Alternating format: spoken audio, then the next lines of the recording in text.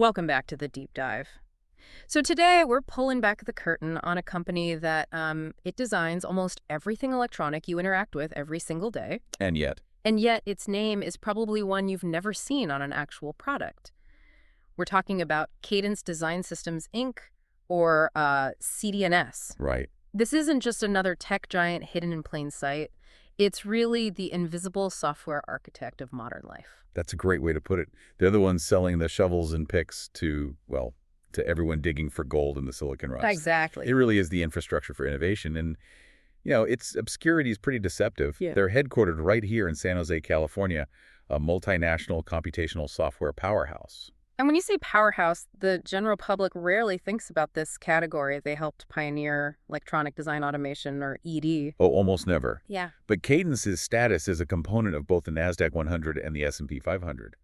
Well, that tells you exactly how essential they are. It tells the whole story. It really does. They're like a utility provider for the digital age, water or power.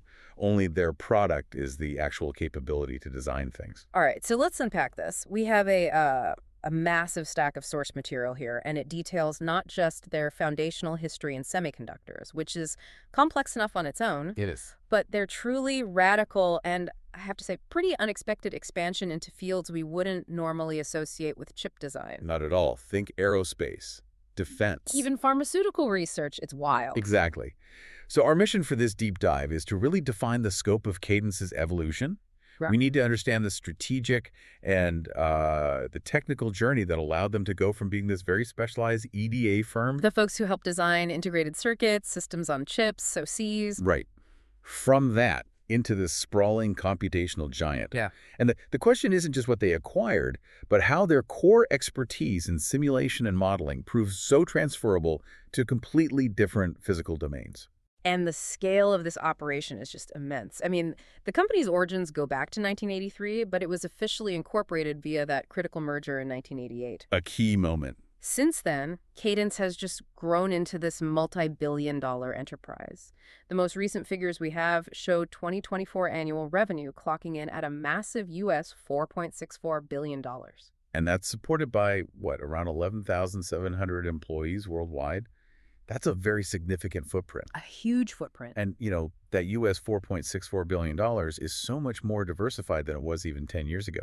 While they still make the essential software and hardware for designing ICs, SoCs, and printed circuit boards. The bread and butter. For bread and butter, yeah. But a huge portion of their business now involves licensing specialized intellectual property, these pre-designed performance-guaranteed components we call SIP blocks, to these core industries. So they're providing the optimized building blocks for everything. Everything. High-frequency radar in defense, advanced sensors in the automotive sector, you name it. So, okay, what does this all mean for you, the listener? We're talking about a company that really dictates the pace and the possibility of modern high-tech manufacturing. You really are. We'll be tracing a story defined by just intense corporate rivalry, sometimes shocking legal battles, and we're talking literal corporate thriller territory here. Oh, yeah. And these profound, high-stakes global controversies around technology transfer. So get ready for a deep dive into the complex technology and the strategic moves that made one software company absolutely crucial to designing, well, almost every modern high-tech system. To really understand where Cadence is going today, with, AI and drug discovery, we have to look back at its foundational moment. Right. Which, as you said, was less a single startup and more a strategic synthesis of existing industry heavyweights. It's a classic Silicon Valley origin story, right? It all starts with academic rigor. The narrative really begins in 1983 with a company called Solomon Design Automation, or SDA. And this firm was co-founded by James Solomon, Richard Newton, and Alberto Sangiovanni Vincentelli. I mean, these were absolute luminaries in the burgeoning field of electronic design tools. In this trio, they immediately establish the deep academic and technical credibility that Cadence would just rely on for decades. Yeah. SDA was focused on the next generation of design tools. But the true corporate formation, the point where the name Cadence Design Systems was actually born, that came in 1988 through a really critical merger. It did. SDA combined forces with ECAD, which was a public company co-founded back in 1982 by Ping Chao, Glenn Antle, and Paul Huang. And ECAD brought something specific to the table. They did. They brought expertise in physical verification. So, ensuring the designs were actually manufacturable. It's one thing to design a chip, it's another to be able to build it. And the leadership was immediately set with this mandate for just aggressive growth. Joseph Costello was appointed the first CEO and president of the newly combined company. And once they merged, Cadence began trading on the New York Stock Exchange, which really marked the start of a period defined not just by innovation, but by intense market consolidation. And here's where it gets really interesting.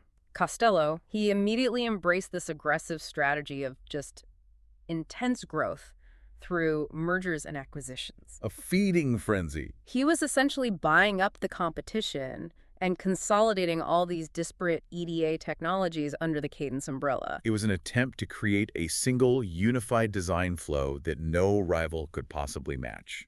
And that aggressive M&A strategy is the absolute key to their early market dominance. They weren't just building a product. No, they were building an entire ecosystem by consuming other companies. Just think about the speed. Only 1 year after the merger, in 1989, they acquired Gateway Design Automation for $72 million. And that was a crucial buy. It was crucial because it significantly boosted their simulation and verification software capabilities, which are, essential for checking a chip's functionality before it's taped out. And they very quickly understood the need to move beyond just designing the chip itself. The very next year, 1990, Cadence acquired Automated Systems, Inc. Which was a hugely strategic move. Why so strategic? Because it added board design and layout capabilities to their existing line of chip design software. So suddenly, they weren't just selling tools to design the components. They were building out the full ecosystem for electronic product development. Exactly. From the smallest transistor to the largest printed circuit board that holds all the chips. But the acquisition in 1991, that was the biggest statement they could have possibly made to the industry. Oh, absolutely. They purchased their major rival, Valid Logic Systems, for around $200 million. This was a massive consolidation move that just instantly reduced the competitive landscape. And the sources confirmed that the revenues of the newly combined company immediately shot up to $390 million. It was a signal. It was Cadence signaling its intent to completely dominate the nascent, high-stakes EDA space. That was the moment they really stepped up as the market leader. And the mid to late 90s just saw this acquisition spree continue, completely unabated. It was almost like a feeding frenzy. They acquired high-level design systems in 1996. At which point, Cadence had grown significantly, right? Mm-hmm. They were boasting, what, $742 million in annual revenue? That's right. And they also snapped up Ambit Design Systems in 1998 for $260 million, a massive price tag. And that was focused specifically on acquiring superior synthesis tools for system-on-a-chip technology. Which showed a lot of foresight. A ton of it. They recognized that chip complexity was growing exponentially and that it would require much better tools to synthesize these massive designs. And they rounded out the decade by bringing in OrCAD systems in 1999. OrCAD was significant because it focused so heavily on PCB design and FPGA design tools. Again, these were not random purchases. They were systematically filling every niche. And building the most comprehensive and tightly integrated design toolchain possible. Making it incredibly difficult for customers to even think about switching to a rival suite. Which brings us to what I think is one of the most compelling stories of this era, the quick-turn defense. Ah, yes. The 1999 acquisition of Quick-Turn Design Systems was less about, pure technological aspiration and more about a desperate, high-stakes corporate defense against a major competitor. That's precisely right, and it offers great insight into the absolutely ruthless nature of the EDA market back then. QuickTurn was the leading provider of hardware emulation technology. And this acquisition, it was explicitly done to prevent a hostile takeover attempt by their rival, Mentor Graphics. Who had tried to acquire QuickTurn themselves, yeah. Cadence just swooped in with a superior offer and a very clear strategic goal: deny Mentor a critical technology edge. Okay, so why was this emulation technology so important, beyond just the corporate rivalry? For our listener, can you clarify what emulation is and how it became so foundational? Certainly. So simulation, which Cadence also does, uses software to model a chip's behavior. But when a chip design reaches, say, 1 billion gates, simulation just becomes way too slow. It's not practical anymore. Not at all.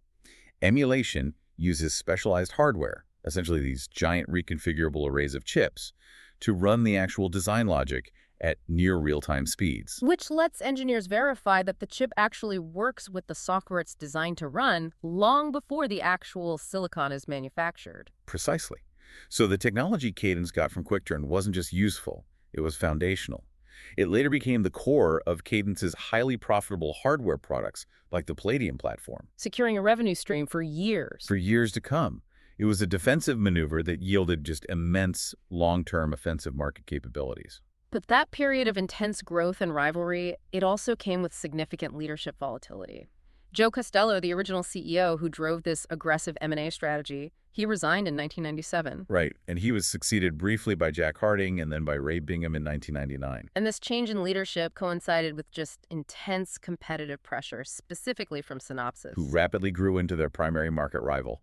This rivalry really came to a head when Synopsys acquired Avanti in 2001. A company we'll be discussing in a lot more detail later because of its infamous legal battles. Yes, we will.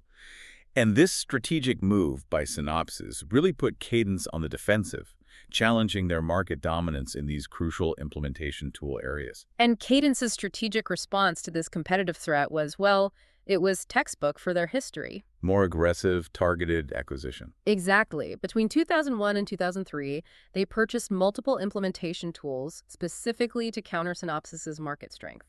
These included Silicon Perspective, Verplex, and Celestri Design. They were essentially buying speed and parity, making sure they had competitive tools for the physical design flow. The leadership carousel kept turning, though. Mike Pfister took over as CEO in 2004. The most important organizational shift, I think, came later. In 2008, after Pfister resigned, Lip Bhutan, a really respected venture capitalist and board member, he stepped in as acting CEO. And he was confirmed to the role in January 2009. Right. And Tan's tenure, it really marked a stabilizing period after years of tumult. It set the stage for the dramatic and systematic diversification we're seeing today. He focused the company not just on tools, but on high-margin intellectual property licensing. And that focus is crystal clear. Under Tan's leadership, the strategic acquisitions continued, but they became so much more focused on high-value IP blocks rather than just design tools. You saw that with Alto's design automation in 2011, Cosmic Circuits in 2013. And crucially, Tensilica in 2013 for their highly specialized data plane processing IP. That decisive move into specialized intellectual property blocks, the SIP, signaled a major shift toward high-margin licensing, which perfectly supplemented their core software revenue. So the current decade, 2020 onwards, it hasn't just been about refining ED. Not at all. It has been about using the core expertise Cadence gained in computational modeling, simulation, and verification to completely redefine what Cadence is. This is the point where the company transforms from an EDA specialist into a comprehensive computational software giant. And the first major indication of this shift is just looking at who's cutting the checks. We know Cadence's customers were traditionally pure semiconductor firms, Intel, AMD, NVIDIA. Right. But our sources note this profound change. By 2022, a substantial portion, about 40% of their revenue, was coming from systems-oriented customers. This is a fundamental change in the business model that reflects a major industry trend.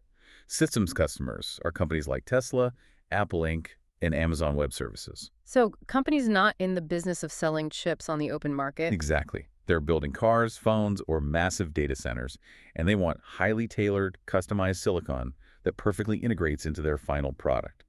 They realize that off-the-shelf chips often compromise on performance or power efficiency. So Cadence steps in to fill that gap. These clients aren't buying generic semiconductors. They want Cadence to help them design a custom chip, an application-specific integrated circuit that perfectly fits their product's niche requirements. And this became especially important during the global chip shortages, when supply chain control became absolutely paramount. So Cadence designs it, verifies it, and then outsources the manufacturing to a foundry like TSMC. They've become the bespoke tailors of silicon, and it's driving this massive internal chip design movement across industries. This systemic shift, though, it must have required Cadence to expand its toolkit far beyond just traditional electrical engineering simulation. Oh, absolutely. When you design a custom chip for a car, you need to simulate the car's electrical system, its thermal profile, its interaction with the environment. You have to simulate the entire system the chip operates within. Exactly. Which meant expansion into computational fluid dynamics, or CFD, complex thermal analysis, and electromagnetics, often grouped under the umbrella of multiphysics simulation. And that brings us to the targeted wave of acquisitions that push them deep into these system analysis tools. This isn't just incremental improvement. This is them buying expertise in completely different scientific fields. That's right. I mean, look at 2021. They acquired NUMECA, which specialized in CFD and multiphysics simulations for major industrial sectors. We're talking marine, automotive, power generation. Right. And CFD, for example, is all about modeling air or fluid flow. How do they connect that to ED? That's the question. Well, both are fundamentally about solving massive, complex, partial differential equations on a grid. Cadence realized their computational platform could be repurposed, So they also bought Pointwise that year. which provided essential CFD mesh generation tools, ensuring they owned the critical front-end technology for these simulations. These were direct injections of deep physics expertise that just instantly broadened their addressable market. And the integration of this new expertise is what led to this massive, yet very quiet leap in 2024. Cadence unveiled the Millennium M1 supercomputer, Which is extraordinary. a software company building its own computational hardware. It's a decisive move toward vertical integration and computation. The M1 supercomputer isn't a general-purpose machine. It's specifically engineered by Cadence to run their complex CFD calculations and multiphysics models faster than any general-purpose hardware could. And crucially, it uses AI acceleration. It utilizes AI to enhance the speed and the fidelity of the simulation process. This marks Cadence's definitive entry into the high-performance computing, or supercomputer, business, not as a vendor, but as a creator of specialized engines for their own software stack. This computational leap is just, it's wild. I mean, you mentioned aerospace, automotive. But the most surprising diversification, it has to be the move into life sciences. Oh, absolutely. Pharmaceutical drug discovery specifically. I mean, how on earth do you jump from designing a microprocessor to simulating a protein folding problem? Well, it sounds counterintuitive, I know, but only until you look past the application itself and you focus on the math. Okay. The math. Designing a new drug molecule, predicting how it interacts with a biological target. At its core, it's a massive, complex molecular simulation problem. You're simulating the interactions, the energy states, the conformational changes of millions of atoms. Which is mathematically analogous to simulating complex electronic circuits or fluid flows in 3D space. Exactly. And in 2022, Cadence highlighted this insight by acquiring OpenEye Scientific Software for $500 million. $500 million for a company that immediately rebranded as OpenEye Cadence Molecular Sciences. So what specific problem did they solve for pharmaceutical companies? They focus on computational molecular modeling and simulation software tools like the Orion Software as a Service platform. This platform uses cloud-native tools to run massive simulations for virtual screening, trying to rapidly identify and optimize potential drug candidates or antibodies. So it dramatically accelerates the early phases of discovery. Right, replacing expensive, time-consuming wet lab experiments with high-fidelity simulations. And this isn't just theory. By late 2023, OpenEye Cadence Molecular Sciences had secured Pfizer as a client for its molecular design software. Which confirms that Cadence is successfully leveraging its computational architecture expertise, the simulation and high-speed parallel processing know-how developed in silicon to solve these highly complex biological problems at the molecular level. The fidelity of their models is crossing the threshold of commercial viability in pharma. But the culmination of this radical diversification drive came with the massive September 2025 announcement, establishing Cadence as a true industrial software powerhouse. The 2025 mega deal. Cadence announced it would acquire the design and engineering business of Hexagon AB, a major Stockholm-based industrial technology company, For a staggering 2.7 billion euros. which translates to approximately $3.16 billion. And this wasn't just another bolt-on acquisition. It fundamentally reshaped Cadence's profile in the industrial sector. The acquisition includes Hexagon's MSc software business. And MSc is a major established provider of engineering simulation and analysis software. Right, particularly in computer-aided engineering, or CAE. This includes things like structural analysis and dynamic system simulation. So by integrating MSc, Cadence instantly and significantly bolstered its multi-physics simulation capabilities. Making them a titan in simulating mechanical structures and complex physical systems, not just electronic ones. They can now offer a comprehensive digital twin platform for manufacturers, a complete virtual model of a product. A model that includes its electronics, its mechanical structure, its thermal performance, and its fluid dynamics, all optimized together. This is the very definition of a computational giant. That radical diversification is fascinating, but it's so vital to remember that Cadence still remains the architect of modern silicon. The foundation. Their product suite, the fundamental electronic design automation tools, that's the engine that allows nearly every advanced chip to be conceived, designed, and verified. So let's dive deep into the specific core tools that make integrated circuit design possible. Absolutely. The rigor of their EDA tools is what earned them the license to expand into these other computational domains. And we start with the core work, designing the integrated circuit itself. The flagship tool here used by analog and mixed signal engineers globally is Virtuoso Studio. Virtuoso, that's the classic full custom IC design environment, the bread and butter for creating high-performance circuits that can't be automatically generated. It's where engineers spend years perfecting circuits. And within that environment, simulation speed is king. They are constantly pushing the envelope on performance, and a great example is Spectre X, introduced back in 2019. And Spectre X is a parallel circuit simulator. Exactly. To simplify, traditional simulators ran sequentially, testing one thing after another. Spectre X allows users to distribute extremely complex time and frequency domain simulations across hundreds of CPUs at the same time. And that computational horsepower is critical. Oh, it's critical because a single simulation run can often take days, and reducing that time means dramatically accelerating the entire design cycle. And for specialized communications, which are increasingly important with 5G and radar, they have AWR. Right. AWR provides the design environment that's dedicated to radio frequency, or RF, to millimeter wave products. It's crucial for modern connectivity. And essential for defense applications, satellite communications. The dense network needed for autonomous vehicles and 5G, 6G wireless. As signal frequencies get incredibly high, the electromagnetic effects become dominant and have to be modeled with extreme precision. AWR provides the sophisticated tools necessary to design those sensitive circuits that operate at the absolute cutting edge of wireless communication. Now let's move from that custom analog world into the highly automated world of digital silicon. This is where the sheer complexity of modern microprocessors is managed. And we enter the realm of digital implementation and sign-off, which are the unseen processes that turn abstract ideas into physical reality. The digital factory floor. That's a great term for it. The core set of tools, like Genus, Innovus, Tempus, and Voltus, are essential for the final phases of design. Their role is to take a high-level description of what the chip should do, and translate it into a physical, manufacturable layout on silicon. making sure it meets all the timing, power, and physical constraints before it goes to the foundry.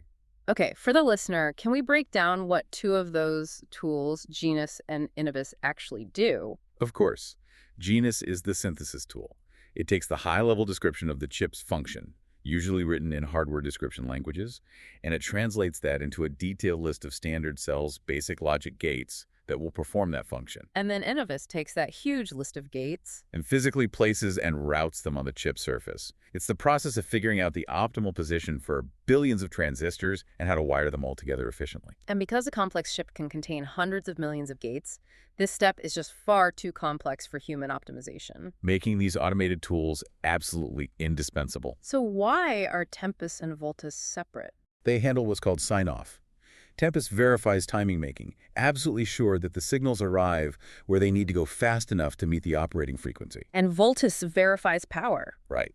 Analyzing the complex power network and ensuring the chip won't overheat or suffer from voltage drops. In advanced chip nodes, timing and power analysis are so sensitive and computationally demanding that they require these specialized, high-capacity sign-off tools. Now let's talk about translating that initial design idea into something Genus and Innovus can even work with using Stratus. Ah, Stratus. Stratus is Cadence's high-level synthesis, or HLS, tool, and this is a critical productivity booster. How so? Well, instead of engineers manually writing detailed register transfer level code, the very low-level language that describes precisely how data moves and is stored in hardware registers. HLS allows them to use standard programming languages like C, C++, SPLED, or System C. Exactly. And Stratus then automatically creates the complex, detailed RTL implementation. This speeds up the initial design phase dramatically, and it allows designers to focus on high-level architecture rather than, tedious manual coding. So once the design is synthesized and placed, we hit the true headache of every chip design project. Verification.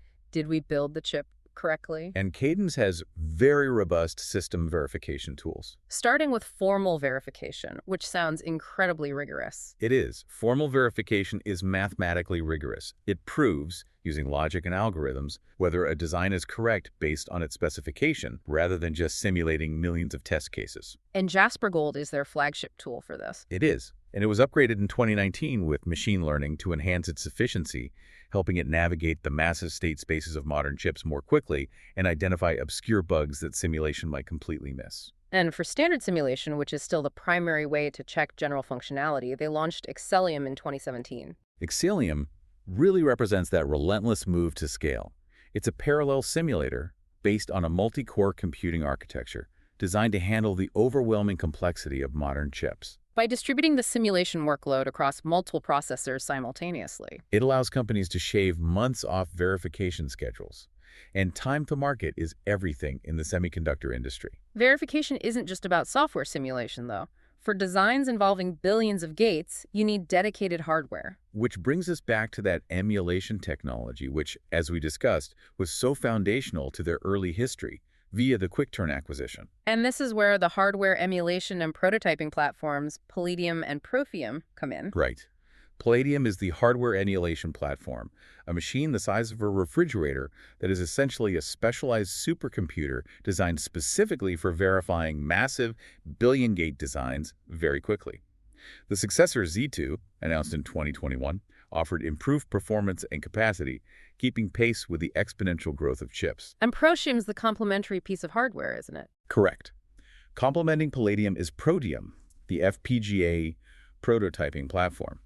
Protium is usually faster and cheaper to operate than the Palladium emulator, and it allows designers to run massive amounts of application software on the hardware before manufacturing. Which lets software developers start testing their code much, much earlier. A huge advantage. But wait, for the listener who isn't familiar with this, why is having a single compilation flow between two very different hardware platforms, Palladium and Protium, so revolutionary for verification engineers? What headache does it actually eliminate? That single compilation flow is huge, because compilation is the hardest part. It can take days or even weeks to translate a chip design into the specific format needed for an emulator or an FPGA prototype. So if you have two different platforms, You often have to maintain two separate tool chains and run two separate time-consuming compilation efforts. By sharing a single flow, Cadence ensures that once the design is compiled for Palladium, it can be seamlessly used on Protium, and vice versa. which minimizes errors, saves massive amounts of engineering time. And dramatically accelerates the entire hardware-software co-verification process. It provides an uninterrupted, highly efficient environment for the industry's most complex. SOX Protium X2, for example, claimed to handle capacity exceeding that of 1.2 billion gate SOX. Okay, moving now to the SIP blocks, the Silicon Intellectual Property. This is what I called the secret sauce inside your phone, a very strategic revenue stream. It's high-value IP that Cadence licenses, and it saves customers massive amounts of R&D time while guaranteeing high performance. The most famous example is the Tensilica DSP processors, which they acquired in 2013 for $380 million. And these are specialized processor cores designed for specific high-performance tasks that a general CPU core handles poorly. They do. So why is licensing specialized IP like a Tensilica core superior to a customer just designing it internally? Well, there are three huge advantages. First, R&D time. Designing a cutting-edge DSP takes years and costs hundreds of millions. Licensing saves all of that. Second, guaranteed performance. Exactly. Cadence has spent years optimizing these cores for extremely low power and high speed for a specific function like audio or vision. And third, the ecosystem. Tensilica cores come with established software tools, drivers, and debugging support. Which accelerates the customer's time to market dramatically. It's like buying a high-performance engine for your car, rather than trying to invent the engine yourself. And that engine is used everywhere. Can you run down some of the specific applications of these specialized DSPs? Sure, they are deeply specialized. For example, Tensilica Vision DSPs are used extensively for imaging, computer vision, and AI processing in edge devices, essential in modern smartphones, drones, automotive sensing applications where latency is critical. And the hi-fi DSPs. The Tensilica Hi-Fi DSPs are the industry standard for high-quality, low-power audio processing.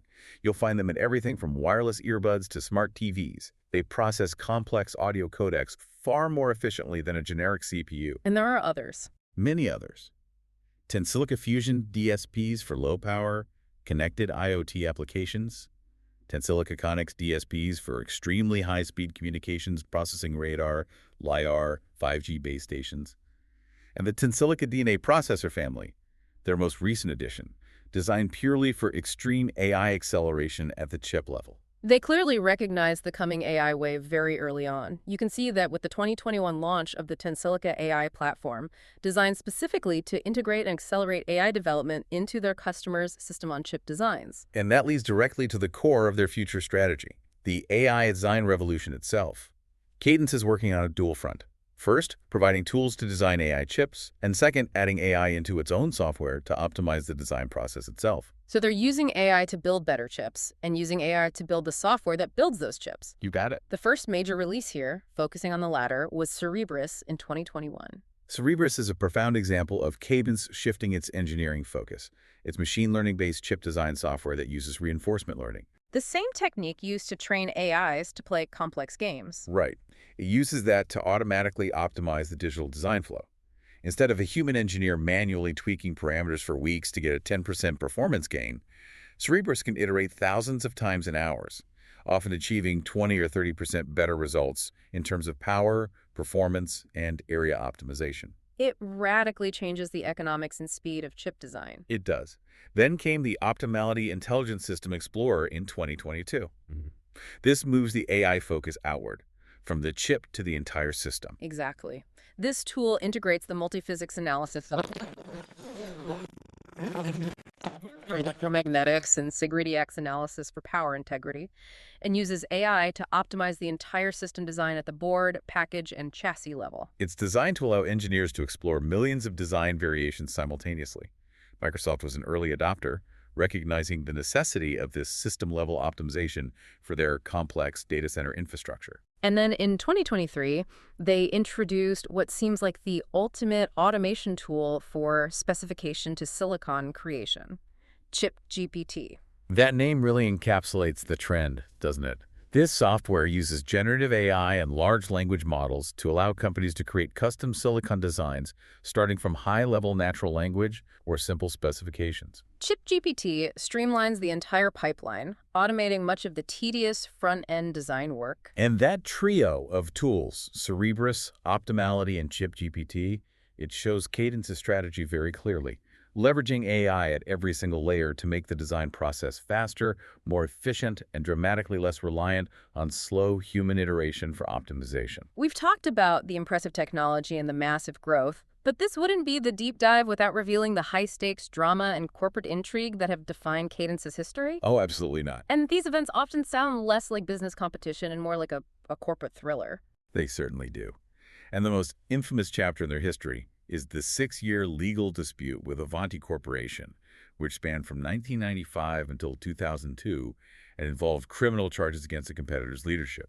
Cadence accused Avanti of what really amounted to industrial espionage, stealing core design code for their flagship implementation tools. This wasn't just a simple patent spat over features, was it? No. Businessweek was quoted describing the Avanti case as, and I quote, "probably the most dramatic tale of white-collar crime in the history of Silicon Valley." Can you provide some color on how this all unfolded? It was a huge scandal. The allegations centered on key Avanti executives, including its founder, Gerald Hsu, who had allegedly hired former Cadence engineers. Right. And Cadence claimed, and later proved in court, that these employees had illicitly transferred Cadence source code specifically for placement and routing tools, those tools that determine how transistors are physically laid out, to Avanti. Who then rebranded and sold them as their own. Exactly. Hugely undercutting Cadence's development costs and their market position. Well, that explains the aggression. I mean, if your competitor bypasses billions in R&D via theft, it threatens your entire business model. Precisely. The legal battle was intense. It involved both civil lawsuits and an unprecedented criminal prosecution by the Santa Clara County District Attorney. And the outcome was stark. It was. After years of legal maneuvering, the Avanti executives eventually pleaded no contest to the criminal charges, which is a move often interpreted as a practical admission of guilt without formally submitting to a trial. And Cadence received several $100 million in restitution and damages. Right. The whole saga closed in 2002 when Avanti was purchased by their other major rival, Synopsys. But even Synopsys had to pay an additional $265 million to settle the remaining legal claims Cadence had against the acquired Avanti. The entire episode just solidified Cadence's reputation for vigorously defending its intellectual property. To put it mildly. But the drama didn't end there. There was another massive legal battle, equally bizarre, involving a company they acquired, QuickTurn, and their rivals Mentor Graphics and Aptix Corporation. This specific legal saga truly borders on unbelievable. It moves from intellectual property law into the realm of true crime. So Aptix, a small company, licensed a patent to Mentor Graphics, and they jointly sued QuickTurn, which was now Cadence-owned, for patent infringement related to emulation technology. Right, but during the discovery process, the integrity of the evidence presented by Aptix came under intense scrutiny. The Aptix CEO, Amr Mohsen, was subsequently charged with conspiracy, perjury, and obstruction of justice for allegedly forging and tampering with key legal evidence. And then it escalated wildly, right? Far beyond simple corporate misconduct. It did. I mean, Mohsen was arrested trying to flee the country while he was out on bail. But the situation got so serious that while he was awaiting trial in jail. Wait, so he's in jail at this point? He's in jail. And he's further charged with plotting to intimidate witnesses. This is just incredible.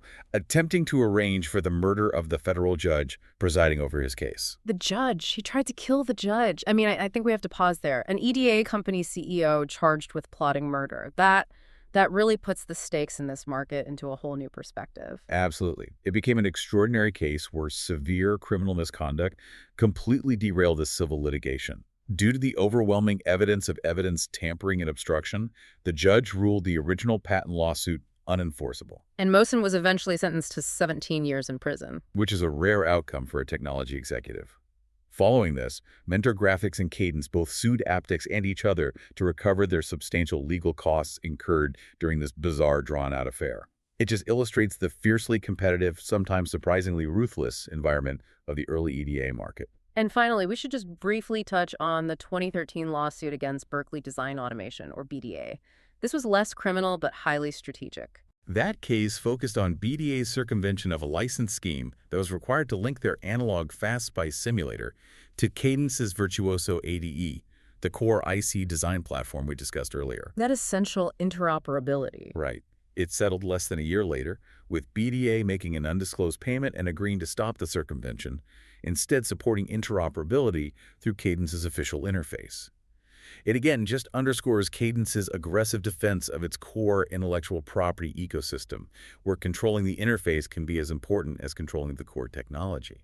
Now, we need to address a much more serious and recent compliance challenge, the export control violations. And this is the bigger picture concerning global security and technology transfer, and it carried a massive financial and legal penalty. This came to a head in July of 2025. Cadence Design Systems agreed to plead guilty to criminal charges, not just a civil fine, and pay over $140 million in combined penalties for illegally exporting high-tech semiconductor design technology. That is a significant marker of the gravity of the offense. It is. The offense involved their Chinese subsidiary, knowingly selling electronic design automation hardware, software, and semiconductor design technology valued at over $45 million to a highly restricted entity. China's National University of Defense Technology, NUDT, a military university controlled by the Central Military Commission. And this wasn't accidental or an unknown customer, was it? NUDT was placed on the U.S. Entity List way back in February 2015. And why were they restricted? They were restricted precisely because of their use of American technology for supercomputers. NUDT's supercomputing capabilities are, quote, believed to support nuclear explosive simulation and military simulation activities. So the technology Cadence illegally provided advanced EDA tools for designing chips is absolutely critical for developing the cutting-edge microprocessors needed to enhance military supercomputing power. It was a direct contribution to restricted military technology development. And the violations spanned a long time, 6 years, between 2015 and 2021. The source document suggests the tactics used by Cadence's Chinese subsidiary were intentionally deceptive. And that's why the penalties were so severe. The tactics used were explicitly designed to conceal the illegal exports from U.S. regulators. They used intermediary companies, specifically Central South CAD Center, or CSCC, and later Fidium Technology, to disguise the final end user of the controlled technology. Masking the fact that NUDT was the ultimate beneficiary. Exactly. And the internal communications you mentioned earlier are particularly damning. They show an internal awareness that what they were doing was illegal and required cover. Indeed. Internal communications instructed employees to refer to NUDT only in Chinese characters and to use CSCC in English correspondence because, and I quote, the subject was too sensitive. Which strongly suggests a deliberate corporate policy to evade U.S. export controls. And to monetize advanced technology that the U.S. government had deemed crucial to national security and prohibited from reaching NUDT. So what were the specific consequences for the company, beyond the $140 million penalty? Well, as a consequence of pleading guilty, the Department of Justice imposed significant compliance requirements. Cadence was placed on 3 years of corporate probation. And this is a key detail. It is. They received only partial cooperation credit during the investigation because they failed to voluntarily disclose the misconduct initially and did not fully facilitate interviews of their China-based employees. And this case really highlights the profound risks and legal exposures facing all computational software companies operating globally when their technology has dual use or military applications. It's a constant tightrope walk between globalization and national security. Wow. From foundational mergers and corporate espionage straight out of a novel, to designing drug molecules, building supercomputers, and facing $140 million in federal penalties for global security violations. Cadence is truly a multifaceted company that shapes the modern world in ways we rarely appreciate. To summarize the key takeaways, Cadence has successfully executed a comprehensive, though sometimes controversial, transformation. Yeah. They started as the essential EDA pioneer, providing the indispensable Virtuoso, Spectre, and Palladium tools. But they have now evolved into a diversified computational giant. We've seen them move into deep physics simulation through acquisitions like NUMECA and Pointwise, establishing capabilities in CFD and multiphysics. They moved into advanced chemical and drug discovery with OpenEye, leveraging computational rigor developed in silicon. And they solidified their system-level prowess with the colossal acquisition of Hexagon's design and engineering unit, positioning them to simulate the entire industrial lifecycle. And all of this is underpinned by their strategic, pervasive shift towards AI-enhanced design tools like Cerebrus and ChipGPT. So what, for you, the learner, is this? Cadence illustrates a fundamental industrial truth. That the core technology required to design cutting-edge semiconductors, namely computational modeling, simulation, and verification, is not limited to electronics. That expertise is now the fundamental engine being leveraged to solve complex multi-physics problems across entirely different industries. Whether it's optimizing the behavior of a new drug molecule, ensuring the thermal performance of a massive data center, or modeling the fluid dynamics of a Formula One car, as we've seen from their multi-year partnership with McLaren Racing. Computational software, now enhanced by AI, is becoming the new foundational layer of industrial innovation. They are selling the digital blueprints for physical reality. And Cadence's ongoing aggressive expansion, particularly the acquisition of Hexagon's unit for over $3 billion, suggests a future where computational software companies will compete not just on designing microchips, but on simulating the entire physical world around those chips, integrating electronics, mechanics, and chemistry into unified digital models. Which raises our final provocative thought for you to consider. Cadence has moved from electronics into physics and pharma, leveraging the transferability of simulation expertise. Given the demonstrated power of AI-powered simulation in these diverse fields, what entirely new industries will CDNS, or their rivals like Synopsys, absorb or fundamentally transform next using this foundational computational power? Will we see them move into environmental modeling, climate science, or perhaps even urban planning? That's the question that will define the computational giants of the next decade.